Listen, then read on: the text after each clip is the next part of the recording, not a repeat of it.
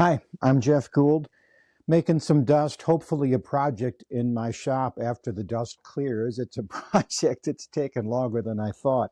You know, when you talk about the building of a nation, it does take longer than you think, and it's more interconnected than you think. 250 years for the American story, but it's much bigger and much longer than that. How did it all start? Well, let's just talk about a couple of things you wouldn't even think about. First is in Europe, for thousands of years, people live next to their livestock. Why? Well, because the livestock provide heat and food and germs.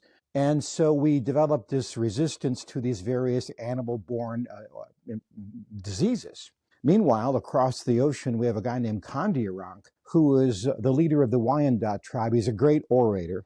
And some French and English fur traders are coming in, and he's talking to these guys about their systems of government and how he thinks they're terrible, because shouldn't everybody have a say in how their government runs? And he's very eloquent. Now, he's also trapped between warring tribes, so his dream, I don't know if it was possible for it to happen, because everybody was fighting everybody and everybody was wasting energy, and plus we have the French and the English kind of stirring the pot. But anyway, those ideas get back to Europe and the salons of Europe, and they start this concept called the Great Enlightenment. And this lights a fire and then goes back over across the sea to where the colonists in America are thinking, well, wait a minute, why not here? How could we make that happen? And how could they make it happen? I mean, why wouldn't the natives just push them off? I mean, they're invaders. Who wouldn't stop that? Well, the natives were not living with their livestock for thousands of years. And these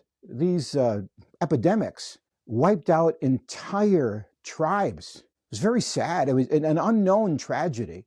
All we know is that settlers landed into America from overseas, and they ran into villages that were deserted, full of food, which is very beneficial to these starving immigrants, and nobody home because of the epidemic that they had no idea they were spreading into this new land. How could you add all those coincidences up? It's the most remarkable story in the history of human governments. And that's why I like that story.